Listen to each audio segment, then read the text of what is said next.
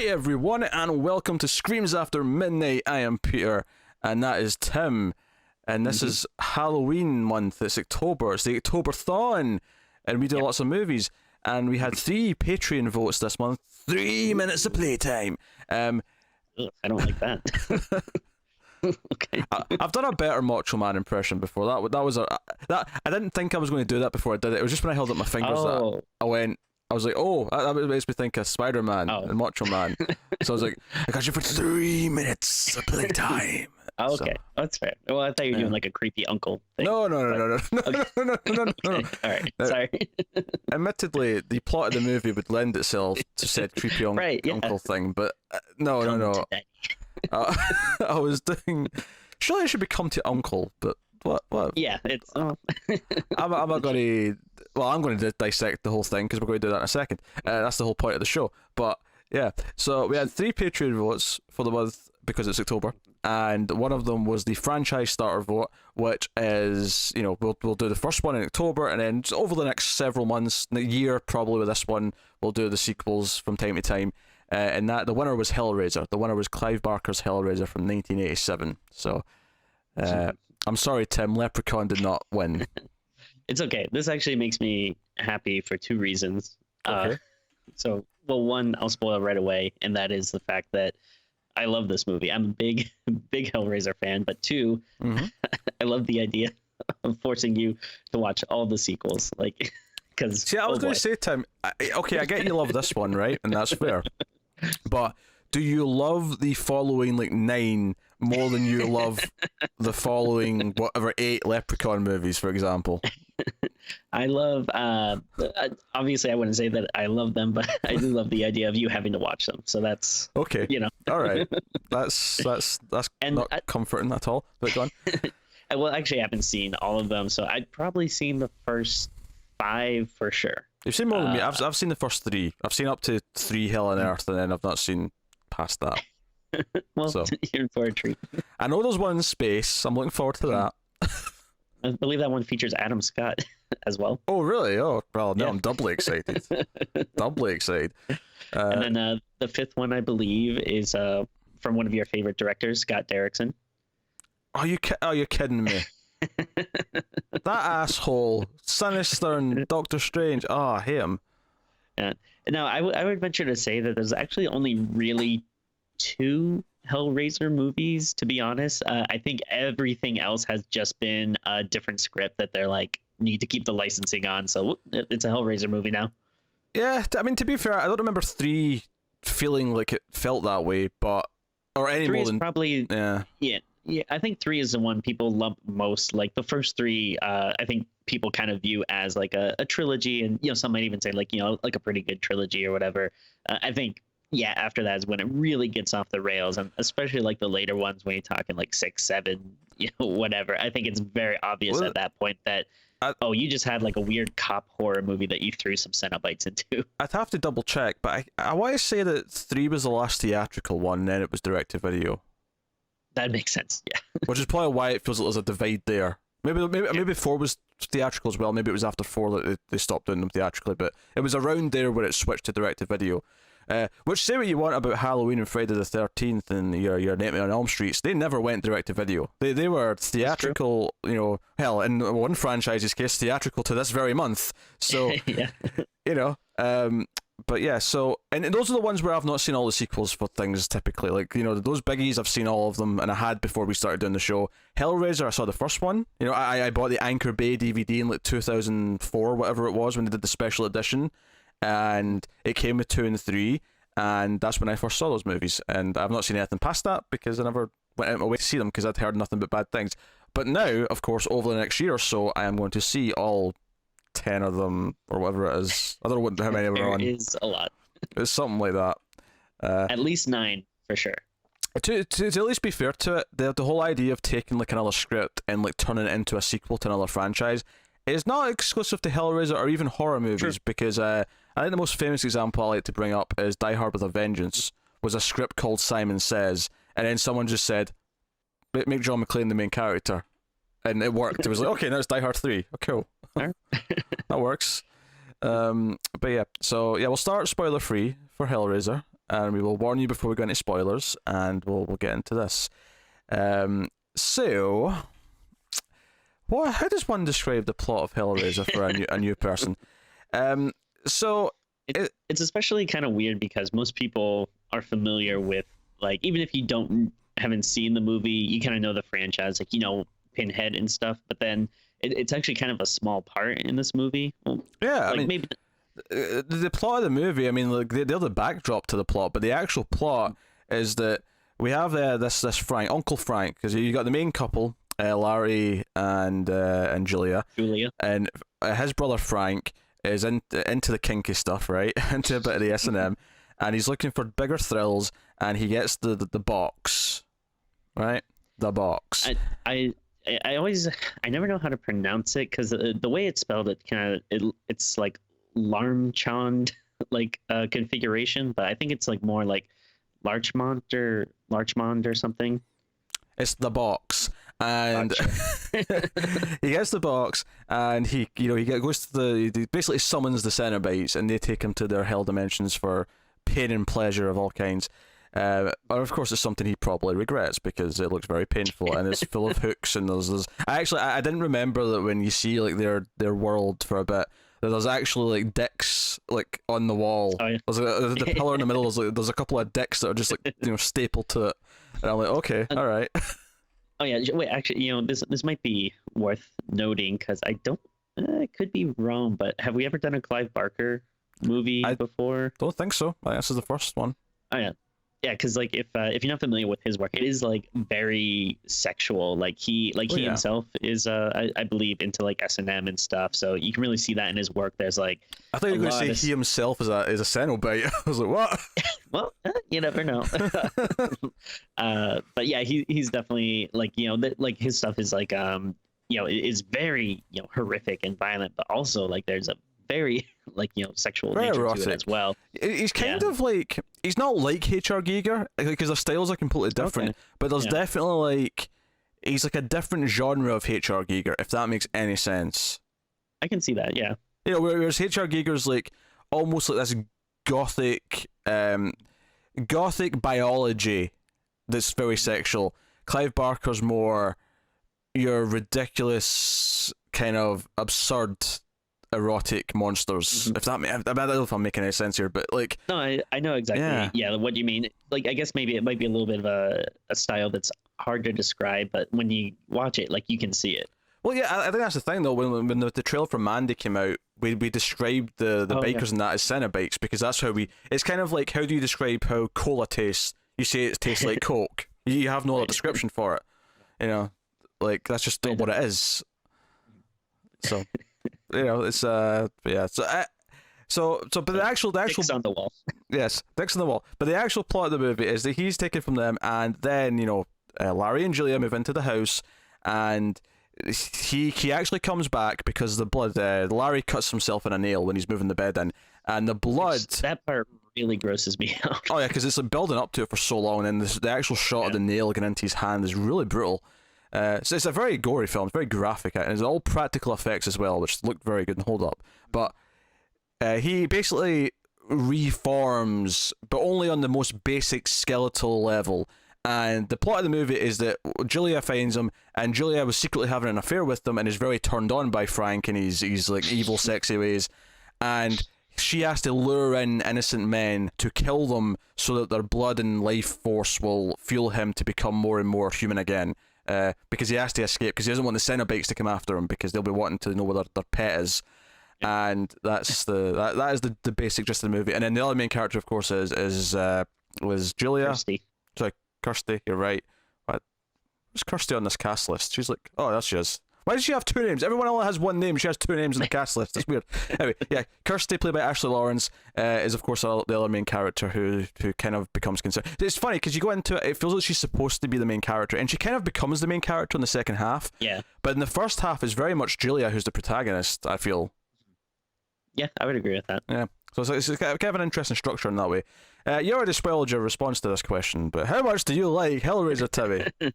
I like it a lot, and it's actually similar to Phantom. This is kind of like a newer love for me. Like, I did see it growing up, and I liked it, but I remember not like loving it. And then I think a few years ago, I bought the Blu-ray and I rewatched it. And I was like, oh, this is really good. And then I think last year I actually went to they were showing a screening out here of it in a really nice theater in 70 millimeter. And I was just watching it again. I was just like, yeah, like the more I thought about it, I was like, man, I really like this. And I've been trying to. Do you know, Tim, you should probably just wear an I Love LA hat at all times. Just we get it. We get it. You have fancy press screenings and celebrity appearances because you're in LA.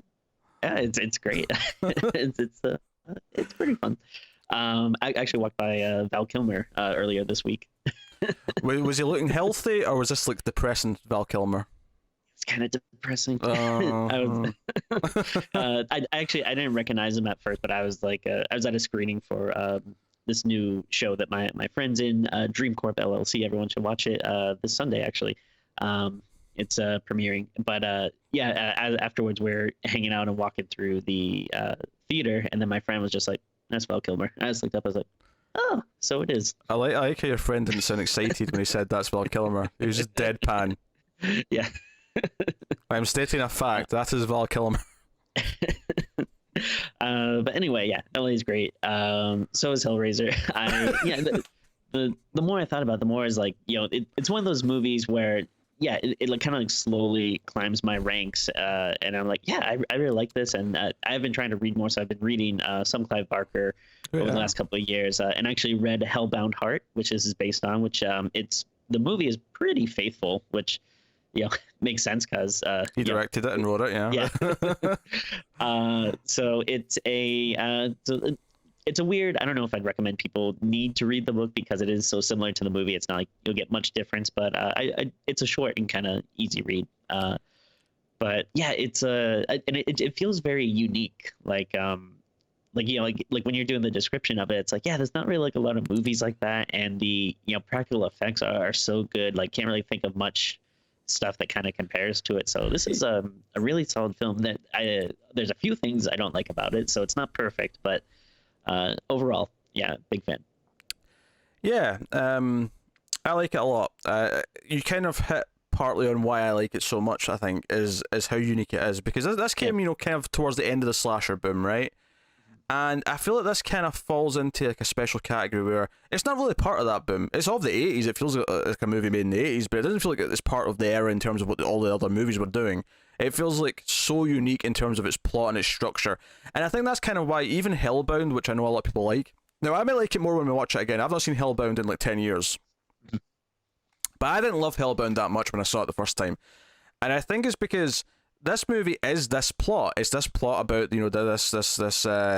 this dominant brother who's kind of like brought his like new brother's wife into this weird sexual love affair where she's like the subservient one, and she's into it, and she becomes kind of like his slave to his master and brings him the dead body, and the whole thing's about control and power and how that turns people on. That's the whole thing, and that's the movie. And the Cenobites just kind of play, and they're very effective when they show up, but they very much just play the background to this. And then so when it went on to like do other movies, it was kind of like, well, we want to make the movies more about the Cenobites and what's going on. Or if it's not that, then it's another random plot that the Cenobites feature in. But that's not what Hellraiser 1 is. I like Hellraiser 1 because the plot's good. Oh yeah, fantastic. Yeah, that's very well said. Like, I mean, it's kind of like the poster child for, like franchises gone awry. Like, you have such like it's such a good one and done movie, and like the Cenobites and the box and everything. It's such like a good, like mysterious thing that it's cool to think about, but it's definitely one of those things where it's like, we don't need an origin movie. We don't need to show where these things come from. It loses that mystique in the other movies. Because it obviously hints at all this mythology about where these Cenobites come from, and different configurations of the box lead to different demons and different things, and that's really cool to think about, like you say. But like, this is a one and done movie. At the end of the story, I feel like it's complete, and I didn't want a sequel, and I don't feel like it needs any sequels. And there's like 9 or 10 of them. So here we go. Just buckle in, people. Yeah, oh Jesus. But no, I like it a lot. I like Ashley Laurence, but I like all the actors really. But she sticks out. Just, I mean, I think all four of the leads are really good, and that's not even including Pinhead. Obviously, Doug Bradley, who does Pinhead, is really good. But Like, I think they all bring something different to the table. And they have to do different versions of the roles. Like you said, the practical effects are very impressive. And not only are they impressive, they do things that I don't think I've seen done anywhere else, where like flesh is reforming around bones and stuff like that, and you know, blood is being absorbed by a floor, and there's just all these little things. It's like, oh, this is different. Yeah, and like even little stuff I noticed, like when the chains are just kind of flying through the air, I was like, this looks good. Like I've seen other movies with stuff like that just looks really cheesy. Like, but I don't know, like it actually like looks good in this one. No, there's a style to how they've made it look, where they'll shroud it in darkness, and there's presence whenever the Cenobites or anything of that stuff comes up. There's presence. There's some shots when it'll cut, because Frank's kind of hiding in the attic for a lot of the movie. There's one point where it just cuts back to him, and he's still like missing his face and whatnot, but it's just like the edge of light, like the rim of light on the sort of the profile of his face, right? And he's just in darkness otherwise, and you just see it, and it looks really creepy. And then there's another point where it cuts up to him, and he's sort of sitting in almost like a crouched Batman-esque pose, but he's naked, and he's all kind of like just no skin, and it's really surreal.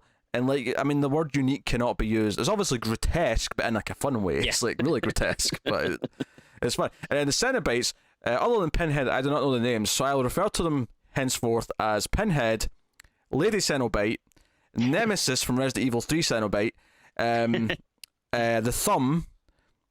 Okay. Am I missing one? I am missing one. I think that. Oh wait, no. That's all of them. That's all of them. And that's not counting the big demony thing that's on a skateboard. Right. Okay, yeah. He's not actually on a skateboard, but I'm imagining the cameraman or the operator behind it moving it is on a skateboard as they're pushing this big prop. Yeah. But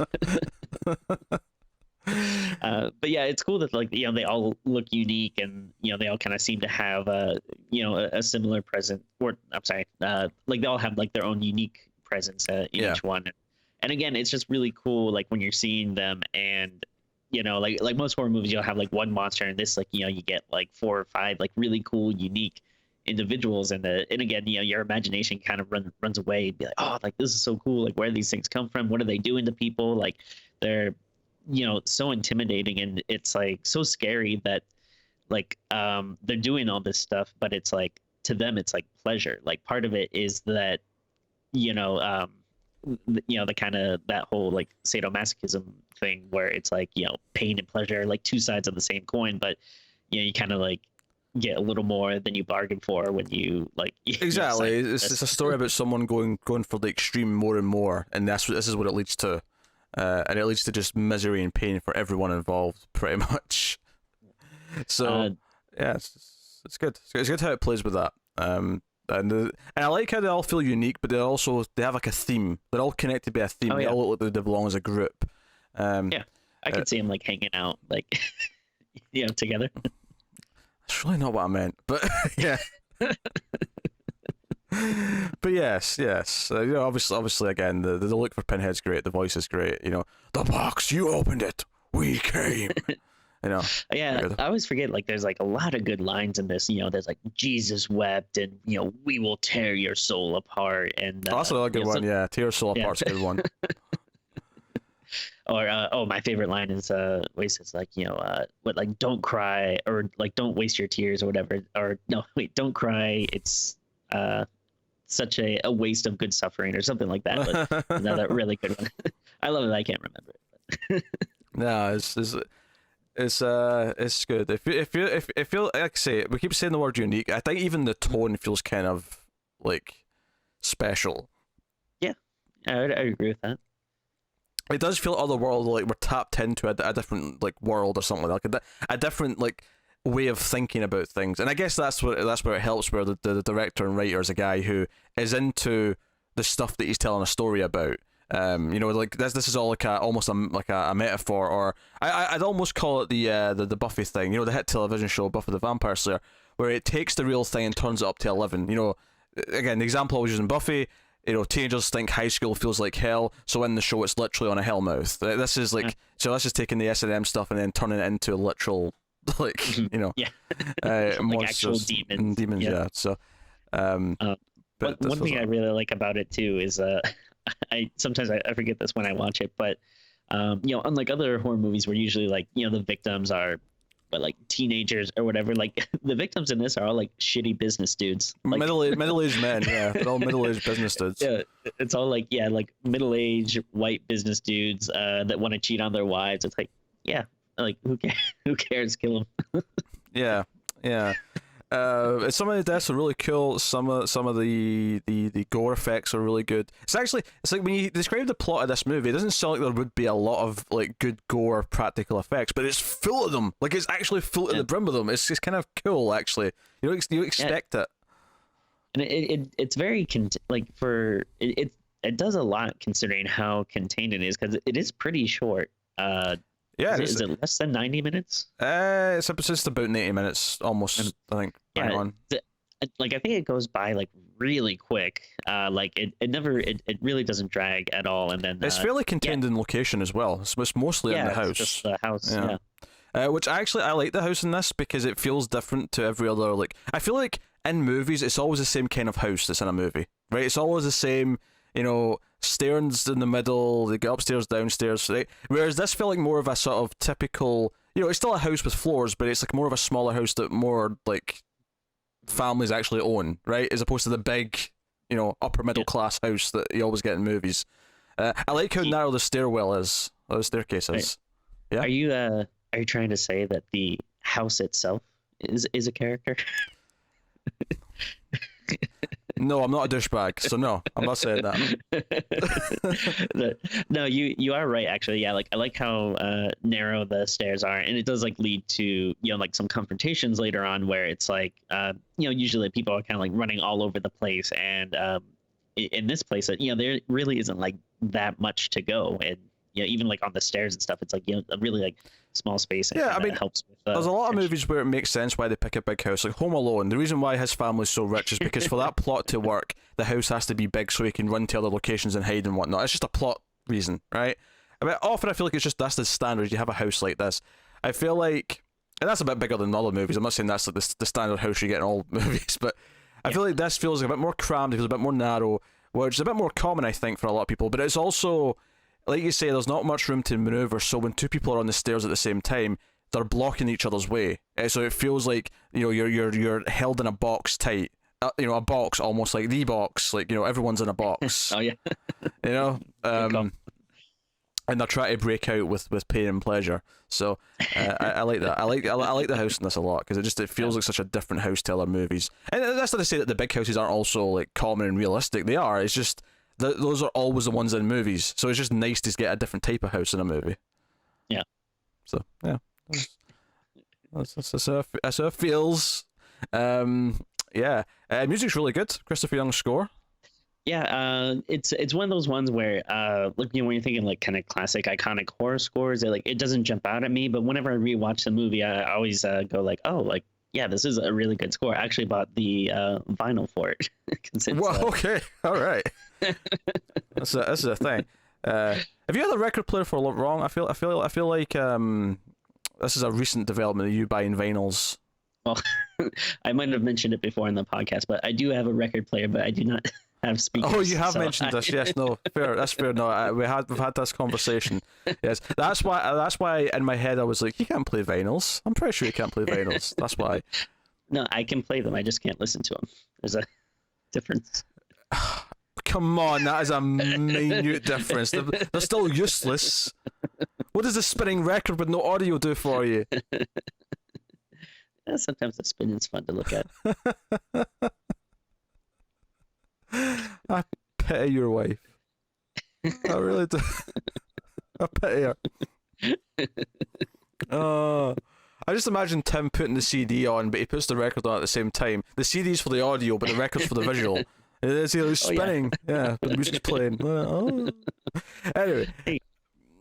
So, spoilers. Then we'll go to spoilers then. So, full spoiler warning for Hellraiser. One of 11. So obviously once she starts like bringing men back and killing, the first one, I like how like the first one's really tough and she almost can't do it, and she's like she's almost like shocked and sickened by the blood on her like on her body afterwards. But the second time, it's almost like she's failing her nails as Frank's now strong enough to kill her. Because the first time she brings someone back, Frank is really small, and I like this detail. He's crawling on the floor, and he's not like strong enough to stand up yet. And likewise, when he drains the body of the life force, he's like really small, and she can just pick him up, like as if it weighs nothing. And I was like, he actually looks really light, intentionally so, not in a cheap prop kind of way, but he's actually had all of his blood and his flesh taken away. Therefore, he is actually quite light. Yeah, I love like anytime Frank emerges from somewhere, it's great. Like from like the very first time where he's coming through the floorboards, it just looks so cool, and then. Yeah, like that first time Julia finds him, he kind of is like crawling out of the shadows, and it's great that he always looks like kind of different, like each time. Like it's always like that first time when he forms from the floorboards.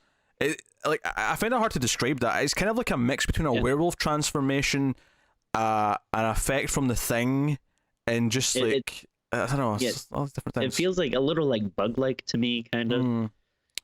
Yeah, but all the fluids are sort of like forming, and obviously they did a lot of this in reverse, I'm pretty sure, where they reversed the footage, but it looks really good. But also the first kill, the actual kill itself with the hammer across the chin, where his jaw just goes away.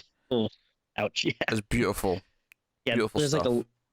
There's a lot of stuff here, and I think, again, this is just kind of like a Clive Barker thing where, he doesn't like to go for the expected thing. Like, it's not just like, oh, I'm just going to stab you in the stomach or slit your throat. Like there's a lot of like weird injuries I feel like he likes to do, and it's just like it's funny like how like you watch so much horror movie and you get used to stuff that when you see like someone like scratching or tearing something off like on the weird side of someone or something like that, it's just like unsettling because like you don't see that often. It's the same in season 2 of Agents of S.H.I.E.L.D. as a character gets shot in the side, and it's such a weird place to be shot in like a movie or a TV show that it felt weird. It was like, oh, that's weird, no one ever gets shot there. And it's like, there's no reason why it should be weird, but it's just they never get shot there in movies and TV shows, and it felt like almost more realistic that it was just a weird place that happened to catch a bullet. Totally.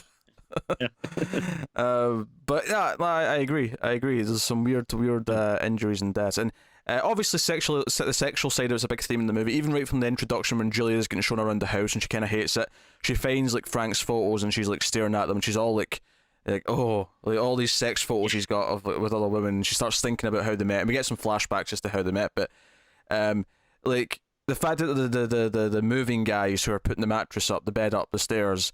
As soon as the husband, Larry's walked out of the room, and they start hitting on her, and then they start hitting on his daughter when she arrives at the house, like without missing a beat. That's what they do. Although having said that, even the kind of love interest guy who's at the dinner party early on, he flat out like has a bit of innuendo in front of like her father. It's really weird. Because she's like, oh, I don't want any more booze. Like, I won't be able to stand up soon. And he's like, well, lie down then. And the father gives him this look, but it's not like a look of like, I'm going to kill you for saying that to my daughter. He's just kind of like, oh, he went there, and I'm like, what? There was implication behind what he said, and there was nothing wrong with it. They're clearly flirting with each other. It's fine, but not in front of the dad. Come on now. If I can use a term that I think the kids today are using, it would be that everyone in this movie is very thirsty. Like Are the kids using that for sex now? The horniness? Thirsty? Well, yeah, like like when someone's like real horny, it's like they're thirsty. They want it. Okay. But listen, old man. You're older than me, you piece of shit. But the thirst is real is applicable to anything. That's not specifically sex. If anything, that's more to do with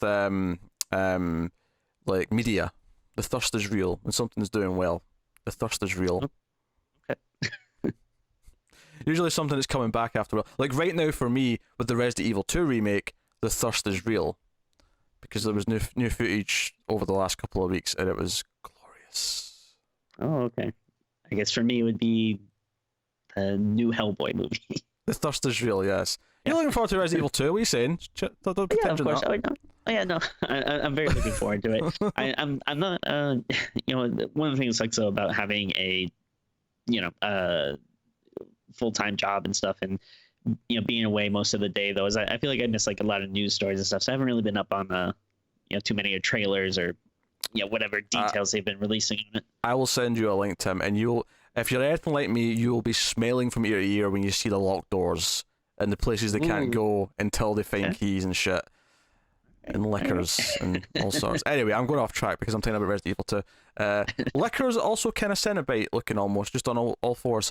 See that? So, yeah.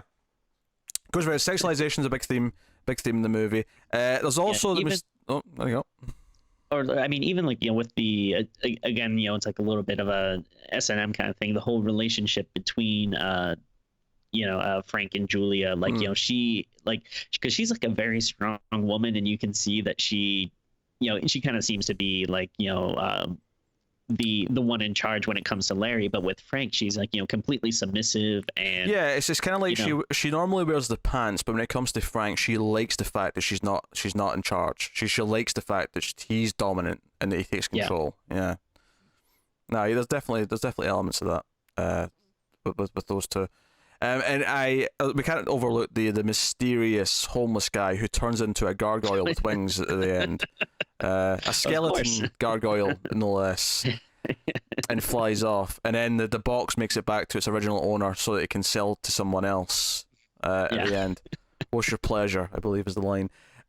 Which is that's a really out there moment, but it's a nice sort of mythology thing where it's like, no, okay, now it's completed its cycle, it'll go back to its original place and, be given to someone else. I'm sure in the 8th movie we learn the whole backstory of that gargoyle. No doubt. No doubt. I do the one of the few things I vaguely remember, I think about the 3rd one I want to say, is there's flashbacks to Pinhead's like origin, like who he was as a human being, and I don't remember liking that part, but we'll find out. We'll see. But I do really like because ultimately where it goes with the plot is that eventually Larry's concerned about Julia, and he wants Kirsty to take over and try and be nice to her, because they've kind of a fractured relationship. They don't really like each other very much, and he wants Julia to go over and try and make amends and be friends. And when she goes over, she catches her with one of these businessmen, and she sees Frank, and Frank's all "come to daddy" and all that. Because actually, I watched a little bit of the interview on the Blu-ray, on this here Blu-ray, and she was saying, the actress was saying that she didn't know what she was auditioning for. Basically, someone who was teaching her drama class was like related to New World Pictures, who were making the movie, and that when she was talking to Clive Barker and the producer, she was like, "Oh, hey, I've got someone who might be good for this," and she phoned her up. She didn't know what she was auditioning for. She came into the room, and apparently Clive Barker said, "Right, your uncle's wearing your father's skin, and he's trying to have sex with you in that order." And I'm like, this is beautiful. What a way to sum up the plot of this movie. Yeah. But what more motivation does an actor need? Exactly. But she escapes, but she gets the box, and she runs out with the box, and she passes out, but she wakes up in the hospital, and the doctor, like, skeptical of her story, like, gives her the box. She can't really remember it, so she starts playing with it, and she accidentally triggers the hanging demon, the one that I said was on the skateboard, who comes down the long hallway, like, makes a door in the wall, and it chases her. But then she messes with it again, and Pinhead and the rest of the Cenobites show up, and they're like, "Oh, the box you opened that we came." And she basically bargains because, like, "Hey, my Uncle Frank escaped you. How about I lead you to him, and you don't take me, you just take him, because it's his fault he got taken." She didn't know what she was doing. Yeah. So it becomes almost like a sting operation where she's a double agent for the Cenobites when she goes back to the house to try and get him, and she thinks it's her dad, but now he's actually killed Larry and taken his skin, and he's acting all different. So this actor got to have some fun. He got to play like 2 completely different roles over the course of the movie, which is always fun. Yeah, and he does a pretty good job too when he's starting to act like Frank. Yeah, no, he does. And then of course she leads them into the attic where they take him, because he's going to kill her for betraying him, and they just they hook him up and they take him, and he's in a miserable place, and there you go. And he's already killed Julia by this point. He's killed everyone who's close to him. So. But yeah, but that's when love interest boy shows up, and the Cenobites still want her. They're going back on the deal. They still want to take her. So she's running around, and she's basically like playing with the box and doing different configurations, and each one will take away a different Cenobite. So she's sort of like doing that to like get rid of them, so they kind of phase away. So it kind of becomes this like House of Horrors for the last 10 minutes, where she's running around the house and running to different Cenobites and playing with the box to get rid of them. So it hints at how like dangerous these things are and how powerful they are. But it's just a tease, just a nice little tease before they finally get rid of the big one, and then Gargoyle Skeleton Boy takes the box.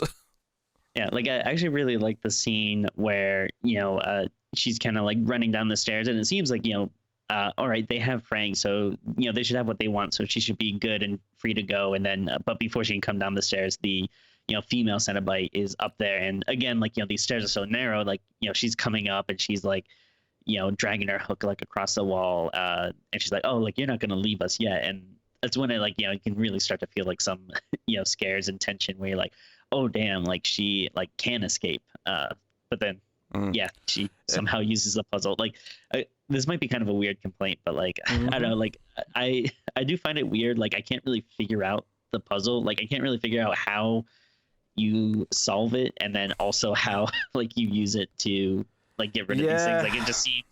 Like it seems like it's always just doing the same thing, like it pops up and then it goes down. Like it doesn't really seem like an actual puzzle. It just seems like there's one where it spins as well, but it looks like there's different types of shapes that come out of it, and I think you just have to accept that she's kind of quickly figuring that out and trying different things, and they're working. But I think what I did like though is I think before the big one shows up at the door, the big hanging one, I think like she knows that's coming because the configuration that she accidentally makes is the one she made in the hospital room. Oh yeah. So she understands that that's what that's going to trigger, and she's like, oh shit, no, and she quickly tries to change it. So I like that. I like that. It's a minor complaint though, I think, in the grand scheme of things. No, yeah. Yeah. Yeah, definitely. It's like it's like it's a small thing, and yeah, I think it is something that would kind of be hard to convey on film to actually see like all the intricacies and stuff. So it's fine, but it's always something that I kind of scratch my head when I watch one. I'm like, what exactly is she doing? It kind of looks like she's just running her fingers along it. Also, the scene with the lady Cenobite in the stairs is very, it calls back to earlier when Julia was like blocking her on the stairs and wouldn't let her go again. Yeah. So like I say, the narrow stairs was used multiple times in this movie to to deal with characters. Even the bed and cutting the hand in the nail. Again, narrow stairs will cause that. Yeah, and I like the I like that she kind of like sends all the Cenobites away with the puzzle box, except for the one like towards the end. The I think the official name for him is Butterball, but he's kind of like the fat one. The thumb, and, yes. Yeah, and he just gets like the house just falls on him. Like he just gets like some debris and stuff that just falls on him. Yeah. No, all that stuff's good. It's a really wacky, like over the top, but not in like a betrayal of the tone of the movie kind of way. It's like definitely not. You've been teased these Cenobites a couple of times in the movie, and it's kind of like, oh no, now all hell's breaking loose, and then we get the over the top, gargoyle skeleton thing, which is just kind of like what? Yeah, this is a pretty intense movie. I think that there really is barely any like moments of levity in it. Like, no. Like maybe like a few stuff. Like I guess maybe that dinner scene, but it's so quick. Like most of it is like pretty intense. Yeah, and I think it says something that the two young characters who seem to be having a budding relationship in a normal, healthy way are the two that make it out of this alive. Yeah. Everyone else is either, even the businessmen are trying to cheat on their wives and having like a one night. I mean, it's not nighttime; it's like middle of the day, but one night stand with this random woman, and then of course you got the food chain to the S&M, and then that leads to the Cenobites, and And it's funny because Clive Barker's not like dismissing it. He's not because he's not speaking against it because he's into that kind of stuff himself. He's not downplaying. I think the point of the movie is that he's trying to like sort of almost like show what the desire feels like, what the passion feels like, and how it feels like a monster kind of thing. I don't know. Maybe I'm getting too snobby, but. No, I think that's fair. And there's something to be said of like maybe with that kind of stuff you still have to be careful, like because part of it is like you want to unleash your demons and stuff, but also like you don't want to go too far with it. Like there's a point of no return that you have to kind of be careful of. Like you can get too sucked up into it or something. Yeah, I think there's a lot of times in this movie where the idea of like where does the like it has consent being given, or is one character going too far and the other character, because when he first has sex in the flashback with Julia, he's just kind of like forcing himself on her, and then she does get into it, like, it's not too long before she's kind of like initiating the next parts of sex and whatnot, but it's like, okay, so he's being very forceful there.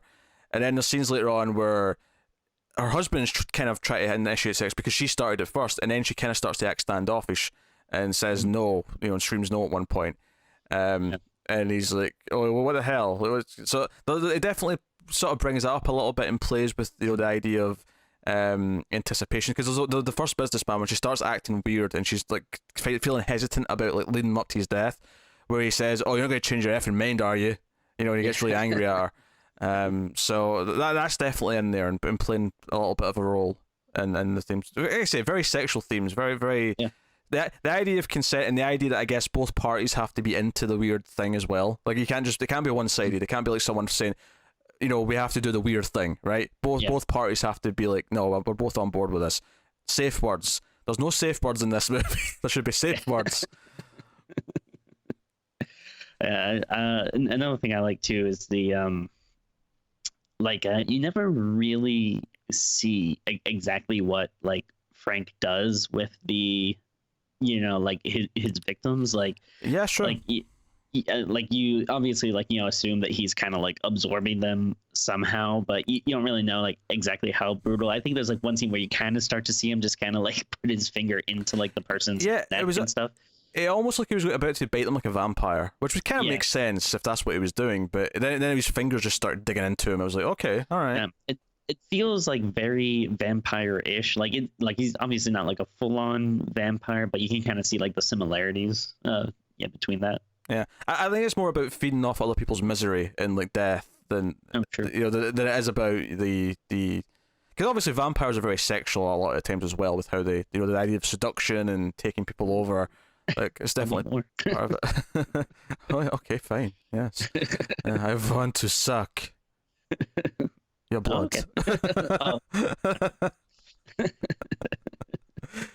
There has to be a porno where someone says, "I want to suck your cock," right? That has to be a thing. Oh yeah, of course. That has to be a thing. Probably not even a vampire one. Well, no, I mean in the Dracula voice, you tit. Oh, okay, yeah. Anyway, so Hellraiser very good. Dario Argento's Dracula in 3D probably does that, because that is very porno-esque. Oh, fair enough. Have not seen it. Have not had the pleasure or the torment, as the case may be. I'm sure we'll do it at some point. We should do an all Dracula month. You probably could do. We could probably do 5 versions of Dracula in 1 month. That's entirely possible. But hey, so that is Hellraiser. Anything else you want to add about the movie? Any scenes we've passed over? Well, I think we were kind of talking about it, but the another one that really grosses me out. But again, I really, really hate rats. In the scene where Larry and Julia are in bed, and I think it's one you're kind of talking about, where she starts like saying like no, but you don't really know if she's saying that to Larry or the fact that Frank is behind them and kind of coming up to the bed, and he has a rat and he just like cuts off a slice of its back, and it's like rats are already so gross, but then like dead rats and then cutting up dead rats. I hate it. I took that as him showing that he was in charge. Like that was like a show of force and dominance in a really sinister way. It's a really good scene actually. That him sneaking up in the bed as they're doing that is really good. Really good scene. And I love at that point he's like wearing one of his shirts, so he's like still all like bloody and like he always looks so great, like he's always just like so like wet and just dripping like with blood, but he's also wearing like a little collared shirt. I wonder how much jelly they went through over the course of this movie for him to make him look so oily and wet the whole time. Jelly budget was over. Oh yeah, I can only imagine. But no, this is a great low budget movie. It's kind of, I feel like it gets lost in the mix between the other biggies, and I think as a franchise it's definitely weaker because none of the franchise is really worth looking at beyond a certain point. Yeah. But I think the original stands up. I mean, I might like this more than the first Nightmare on Elm Street if I'm putting them up head to head. Wow. All right. Definitely more than the first Friday the 13th, but that makes sense because Friday the 13th got better as they went on, rather than. Yeah. But I think that's totally a fair criticism. I I probably wouldn't feel that way, but that's just because I really, really like Nightmare. Yeah, Like yeah. that's kind of like my go-to franchise. But I definitely wouldn't, admonish someone for thinking that. Yeah. That's it. I'll give Phantasm the point. So I think Phantasm is better. Yeah, that's true. Um, but hey, we'll do another top list at some point. Don't you worry. But yeah. So that's Hellraiser. That's the first Hellraiser movie. It's very good, very very great, and there's a good concern here that this might be the most positive we are out of any of these Hellraiser movies by a margin. I don't know, maybe I like 2 more this time. I don't know, because a lot of people do like 2. Some people like Hellraiser 2 more than 1. So I think that's kind of crazy. Like I don't watch 2 as often, so I do remember liking it, but again, it's probably been a few years now. I remember being lukewarm on it, but I'll see how I feel next time, because it's been a long time. It's been a long ass time. So yeah. I'm looking forward to revisiting that in 3, and then cautiously curious about the rest, which we'll be doing over the next year or so. Probably more than a year, because we've not finished Friday the 13th yet. We started that last October. So, but we're getting up there though. It's coming soon. We're up there in the numbers. Well, I feel like at the beginning of the year we weren't getting that many new movies, and then I feel like lately we just had like a big rush of like, oh man, we got a lot of new stuff. Which, by the way, for November we have like a backlog of like 6 like relatively new releases that we need to do. So maybe a month and a half before we get to any more sequels. But yeah, so that's Hellraiser 1. What would you give it out of 10? Man, I like this a whole lot, but it's I don't think it's necessarily perfect. I'm gonna. But the more I like it, the more I do watch it. But I think I'm gonna give it actually a 9.5. Because Wait a minute, Tim. You hesitated installed for about a minute there, as if you were going to give it like a lower score, and then you hit me with a 9.5, as if you were trying to explain and justify why it wasn't a 10. What? You're so weird. I can never predict where you're going with the numbers. I can never predict it. Well, it's not perfect. That's why it's not a 10. But 9.5 is an insanely good score. Yeah. Oh, Jesus, I'm just giving it a 9. I mean, I think that's a really, really good score. It's okay. You spend like a minute trying to justify how because you're worried people think it's too low, and then you hit us with a 9.5. I'm just right. So I actually rated it lower than you, despite the fact which just means your numbering is on a wacky scale. That's all I'm saying. It's on a wacky scale. All right. That's Hellraiser. That's the first of the 3 Patreon voting winners for October. It is worth mentioning there's a little bit of time left in the month. Now Tim didn't have a say in what the voting was this month because he was away getting married when I was doing the vote. Oh no. So no, it's actually not. It's a good vote because October this year marks the 50th anniversary of Night of the Living Dead. So I chose a zombie vote. So the options. And 3 of these would start more franchises should they win. Oh boy. Yeah. So the options are Zombie 2, aka Zombie Flesh Eaters, Wreck, Living Dead at Manchester Morgue, and Return of the Living Dead. Okay. So I don't think I've seen that third one. Let me do it. I've seen all 4 of them, but yeah, so those are up for the vote. So if you're a patron, or if you're thinking about being a patron, at patreon.com/MailFuzzTV, go over, you get some bonuses, you get to feel good and warm and gooey in the inside, and because you helped us. I'm not going to quite say it's going to fulfill your S&M needs, but you get a little kink out of it. If you donate enough. If you donate enough, maybe I'll read some dirty messages for you. Ooh, okay. Well, me and Tim will do some audio porn. Yeah, why not? I'll do anything for money. Okay. Yeah. You can even write the script if you want. I mean, within reason. Sure. Yeah. New Patreon tier. Okay. Anyway, so yeah, check out Patreon. And thanks for supporting us over the month of October. Oh, go on. Or you know what we should do? We should find. It would have to be a really high tier, but we should make a tier for during my bachelor party. We filmed a horror movie. What? There should be like a tier where like, yeah, if you donate enough money, we'll show it to people.